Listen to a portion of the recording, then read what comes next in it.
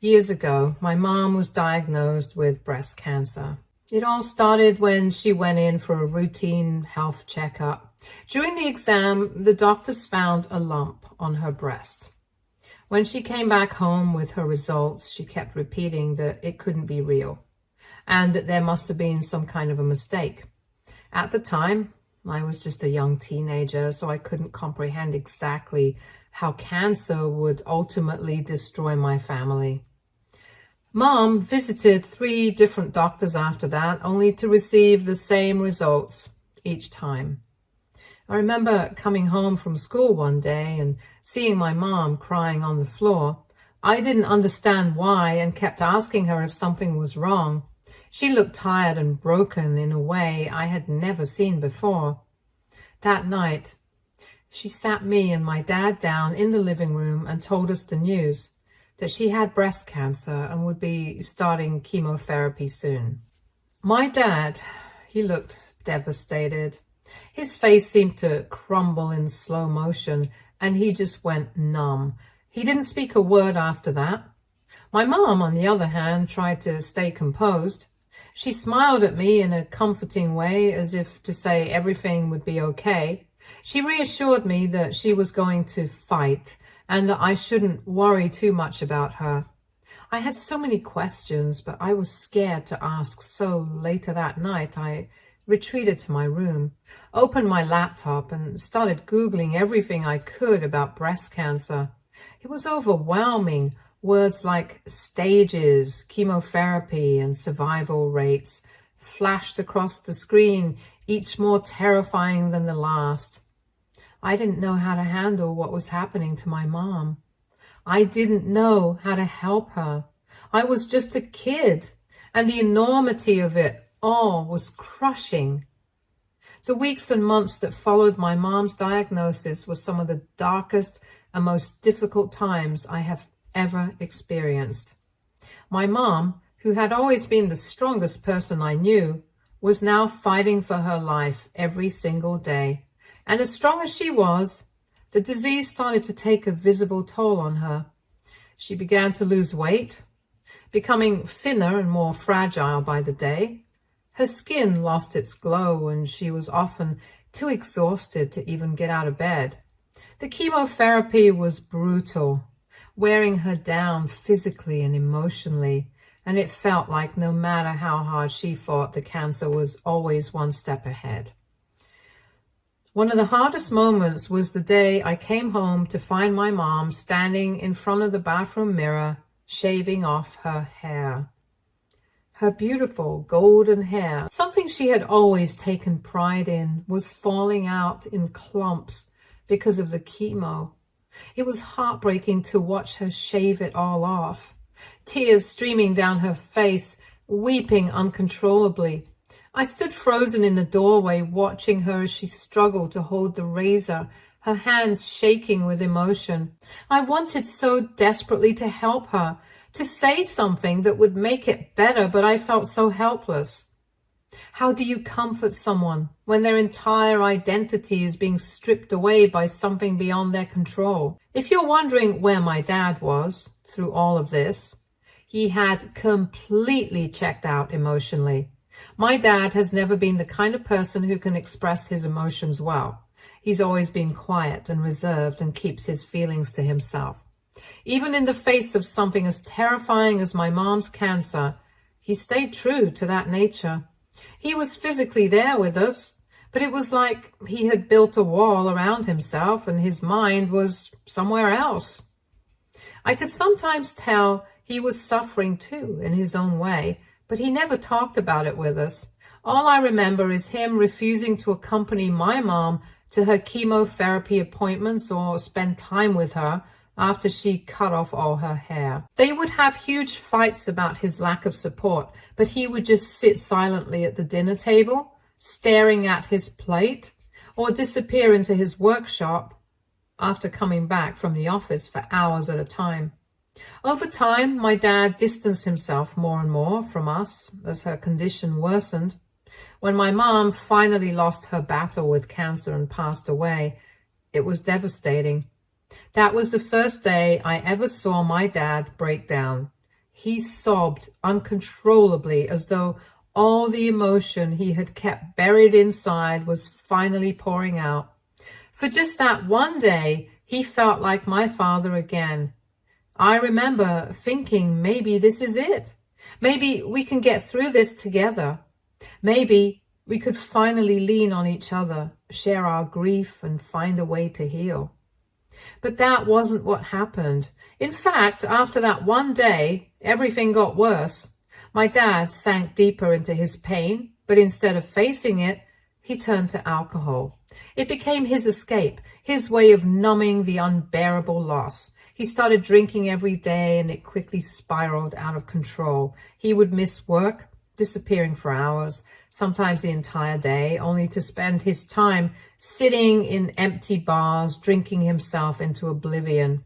I'd come home from school to an empty, silent house. I would miss my mom terribly, as the house no longer felt warm without her. Most days I'd scrounge for whatever food I could find in the fridge because Dad would forget to go to the grocery store. Bread and jam became my go-to dinner because it was all that was left in the pantry. I still remember the hollow feeling of eating alone at the kitchen table with the overwhelming silence, trying to focus on schoolwork or anything to distract myself from the growing loneliness. But the hardest part wasn't just being alone. It was what happened when my dad did come home. More and more often, it would be strangers, random people I didn't know, bringing him back to the house, practically carrying him because he was too drunk and he couldn't even stand on his own. My dad would be hanging on to them, slurring his words, barely conscious. It was humiliating and heartbreaking to see my father that way. He never talked to me anymore, never asked how I was doing or how I was handling the loss of my mom. It was like I didn't exist to him. There were days when he would avoid even looking at me, as if seeing me reminded him too much of what he had lost. I often wondered if he blamed himself for not being there for my mom during her last days, but he never said a word. His lack of interest in my life often made me feel like I had lost both my parents.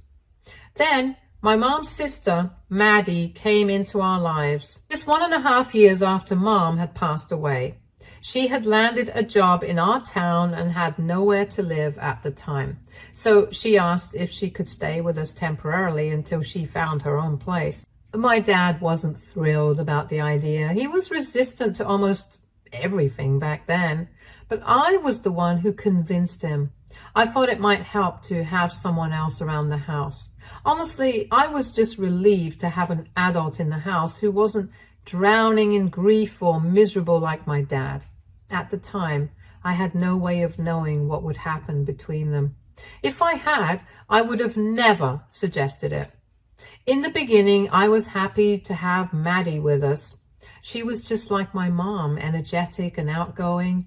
She would cook my favorite meals, something I hadn't had since my mom passed away. Sitting down to a real dinner again felt almost strange, like I was remembering what it was like to be part of a family. Maddie also spent time with me, asking me about school, my friends, my life. She would tell me stories about her and my mom growing up together, sharing memories that made me feel connected to my mom in a way I hadn't felt since she had died. She would show me old photos of them, reminding me of how much my mom loved life and how full of joy she had been before everything changed. It was comforting to be with an adult who understood the pain I was going through and was trying to help me. However, as the days went on, Maddie started spending more and more time with my dad as well. They became unusually close. At first, I didn't think much of it. She was trying to help, and I was grateful. My dad had been lost in his grief for so long, and Maddie seemed to be the only person who could reach him. She would urge him to stop drinking, telling him it was time to start living again, to be there for me and for himself, and somehow he would listen to her. After months of watching him spiral, suddenly he was staying home more often, spending his evenings with us instead of drinking at the bar. Maddie convinced him to watch movies with us. And for the first time in what felt like forever, we were doing something together as a family. She even got him to be more involved with me. Sometimes she would gently nudge him to ask about my day, and he would actually do it.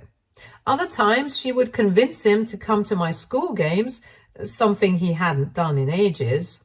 It was almost surreal to see my dad slowly coming back to life. I started thinking that Maddie's presence was the best thing that could have happened to us. In fact, I was so foolishly convinced that Maddie staying with us was helping my dad that I started praying she wouldn't move out anytime soon. I would drop little hints asking her if she had found an apartment yet, but secretly hoping she hadn't. I wanted her to stay because she was the only person who seemed to be able to get through to my dad. I thought maybe she was the answer to our prayers, the person who would fix everything. Little did I know that her presence would lead to something I never could have anticipated.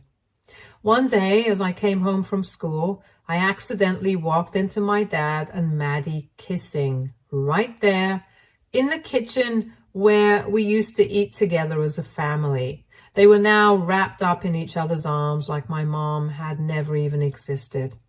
I couldn't speak, and all I felt was an overwhelming sense of disgust. They froze too the second they saw me. My dad's face turned pale, and he immediately rushed towards me, apologizing, stammering, trying to explain, but I couldn't even process what he was saying. I didn't know how to respond or what to say. I just knew I had to get out of there. Without thinking, I turned and ran out of the house. I didn't know where I was going, only that I couldn't stay in that house a second longer. My stomach churned, and I felt sick to my core. How could they do this? How could she do this? Maddie, my mom's sister, was now kissing my dad like my mom had never mattered. It hadn't even been that long since she passed away. He was my mom's husband. They had shared a life together, and Maddie knew better than anyone the love my parents had. It felt like a complete violation of my mom's memory, like something sacred had been torn apart. Eventually, my dad did find me, sitting on the curb in front of our local grocery store. He tried to comfort me, telling me that I needed to come back home, but I couldn't even look at him. When we finally got back to the house, Dad and Maddie both sat me down and tried to explain themselves. They said they both loved my mom, that nothing would ever change that, but they had fallen for each other over time and couldn't help what they felt. My dad called it moving on, like it was something that should make sense to me, as though their feelings for each other somehow made everything okay. And then Maddie, of all people, had the audacity to try to emotionally manipulate me. She told me that instead of being upset, I should be happy for my dad because he was finally finding peace after the pain of losing my mom. I was furious. How could she stand there and try to justify what she and Dad were doing?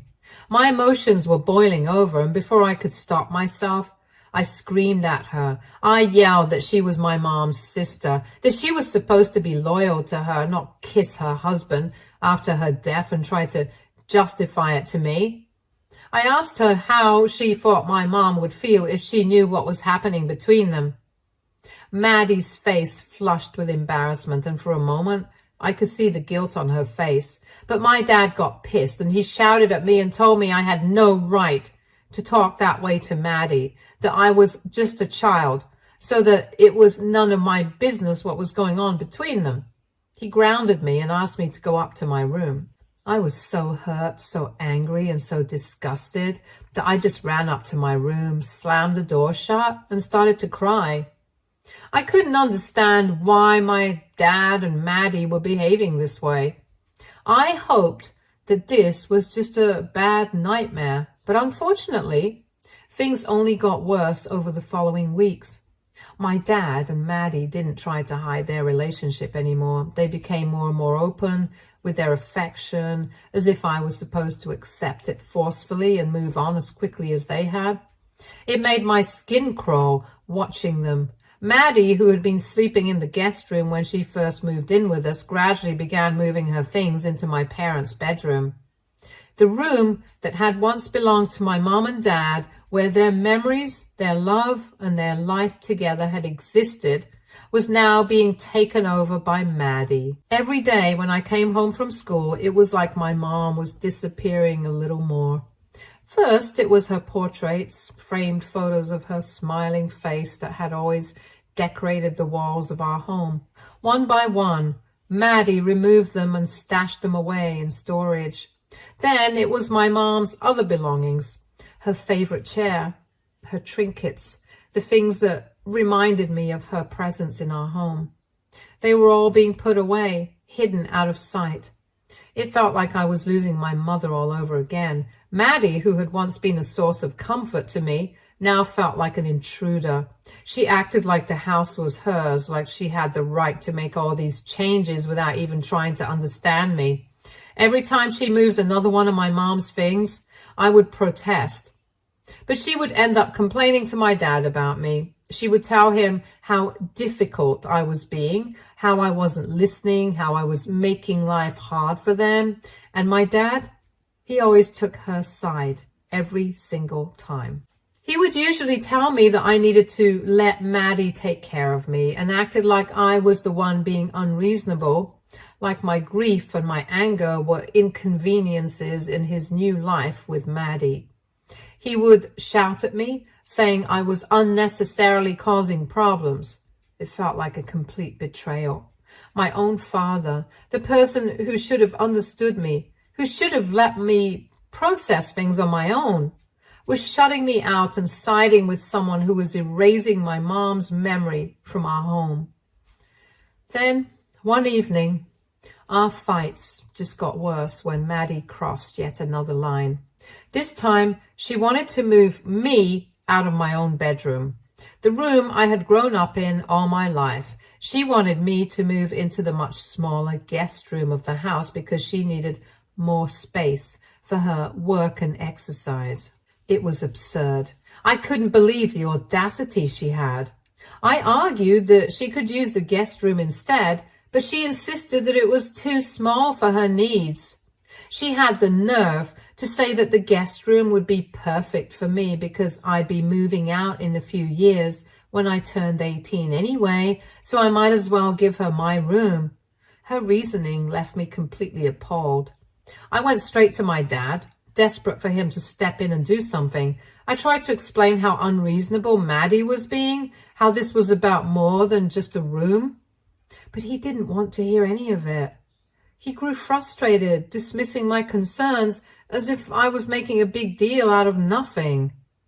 The back and forth with him grew heated quickly. I couldn't understand why he kept siding with her, why he refused to stand up for me, his own daughter. I finally blurted out what had been gnawing at me for months. "Why do you hate me so much?"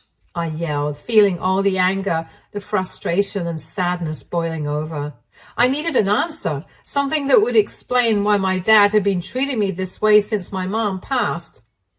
Without hesitation, he replied, "Because you remind me of your mother too much. You talk like her, you look like her. I hate seeing your expressions all day." His words hit me like a punch to the gut. I froze. My own father had just confessed that he couldn't stand to look at me because I reminded him of the person he had supposedly loved the most, my mom. Without thinking, I screamed at him in the heat of the moment, "I wish it had been you who died instead of Mom. She would have never made me feel like this." The moment the words left my mouth, I regretted them, but it was too late. The damage was done. My dad's face twisted with rage, and before I could even react, he slapped me hard. The impact knocked the breath out of me. It was the first time my dad had ever laid a hand on me. My cheeks stung from the blow, but the emotional pain was far worse than the physical. I burst into tears, sobbing uncontrollably. I felt completely broken, and I knew at that moment I couldn't live with him anymore. I couldn't stay in a house where I was constantly reminded of my mom's absence, where Maddie was trying to erase her, and where my dad had not only failed me, but hurt me in the worst possible way. This is when I reached out to the only family member I could think of who could help me out, my Uncle Colin. Colin was my dad's younger brother and was always the fun uncle, the one who'd crack jokes, play games, and make every family gathering a little more bearable. He was laid back and kind, and we always got along. When I reached out to my uncle, I wasn't entirely sure what I was doing. I didn't have a clear plan. I wasn't even sure what I was asking for, but I needed help, and I hoped that Colin could offer it. I explained everything to him, the mess with my dad and Maddie and how I felt and the incident where my dad had slapped me. Colin immediately reassured me that I was not wrong for how I felt and promised me that he would take care of everything. The very next day, he showed up at our house ready to confront my dad and talk to him about everything. I remember hearing my dad and uncle arguing from upstairs. Colin was furious, just as disgusted as I had been when he found out about my dad and Maddie's relationship. I could hear him accusing my dad of disrespecting my mom's memory and mistreating me. He didn't hold back. He lifted off all the ways my dad had failed me as a father. Colin stood up for me in a way I had desperately needed someone to. And for the first time in a long time, I felt like someone was on my side. Apparently, Colin had also informed my paternal grandparents about everything that was happening.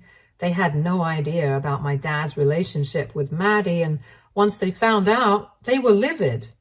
They called my dad immediately, berating him for his choices and how he had let things spiral so far out of control. My grandparents were traditional, and the idea of their son being involved with their late daughter-in-law's sister was appalling to them. Between Colin's confrontation and the pressure from my grandparents, my dad finally relented. In the end, it was decided that I would move in with Colin for the time being while my dad would sort things out with Maddie. My dad informed me almost coldly that he would be paying Colin every month to cover my expenses. I was shocked at how quickly everything happened, but I knew continuing to stay with him was far more dangerous. Living anywhere away from my dad and Maddie was fine with me. I felt completely detached from him by that point. When Colin asked me to pack my things and go with him, I did so without hesitation. Since the day I left my dad's house, Colin and his girlfriend Cheryl have been my family ever since.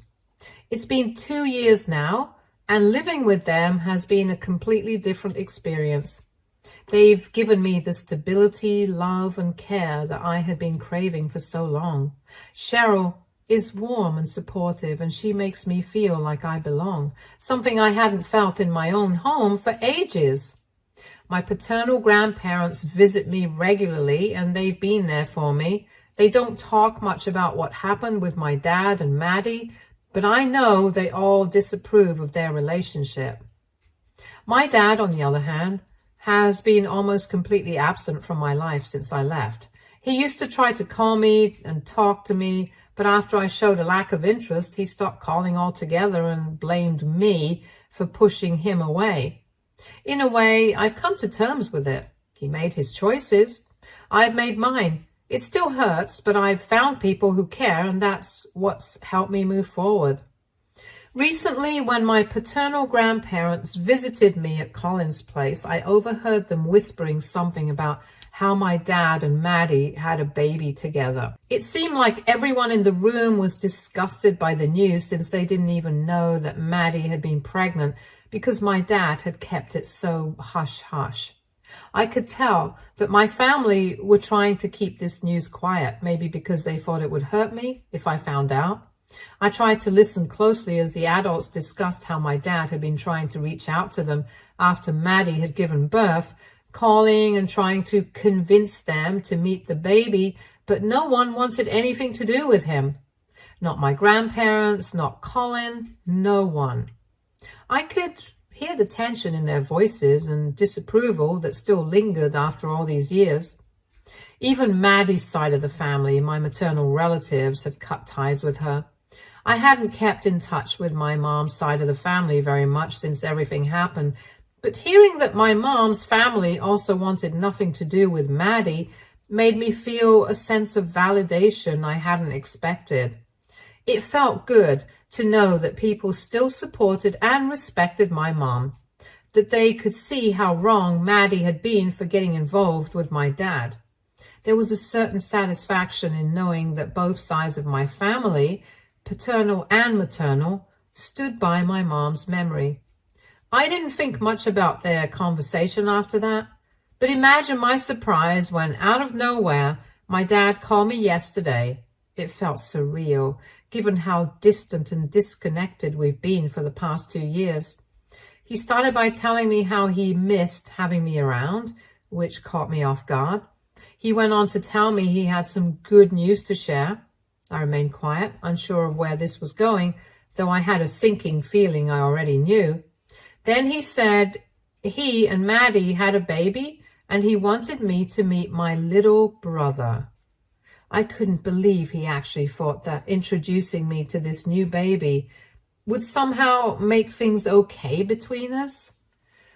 I scoffed at him, unable to hold back. I told him flat out that the baby wasn't my sibling, and he had no right to call me when he had never cared about me before.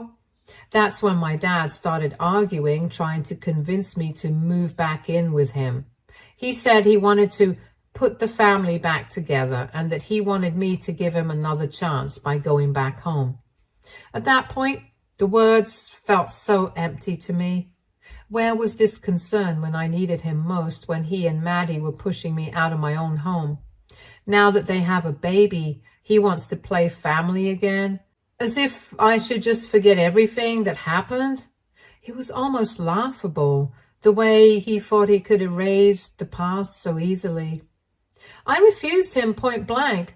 That's when he accused me of holding a grudge, and how my mom would be disappointed in me for not having any grace. He told me that Maddie and my half-sibling deserved to have a supportive family around them, and that he was counting on me to do the right thing.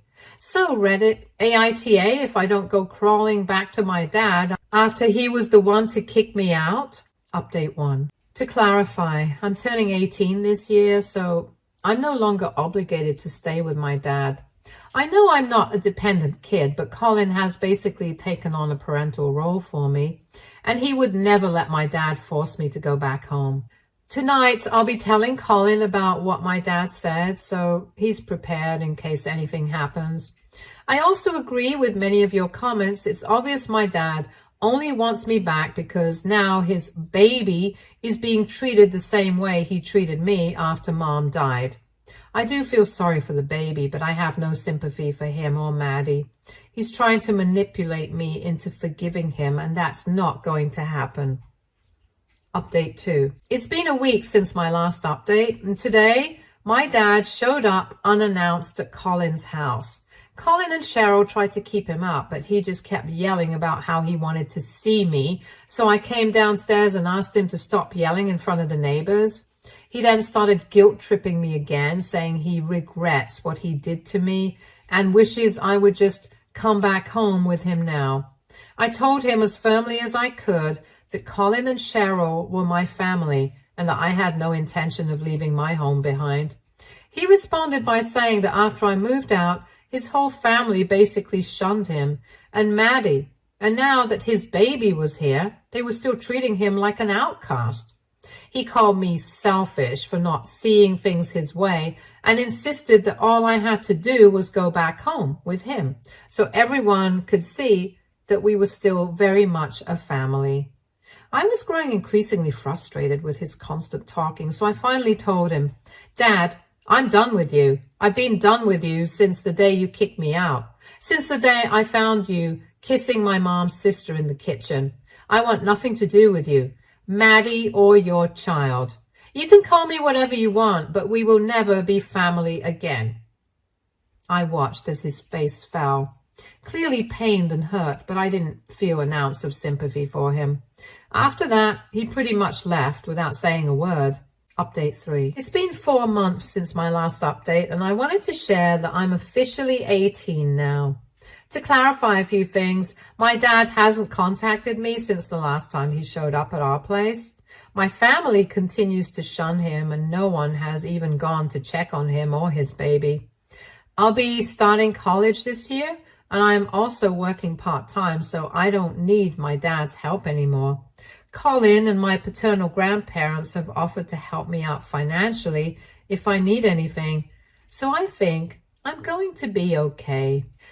Stay tuned for more stories from our girl relationships.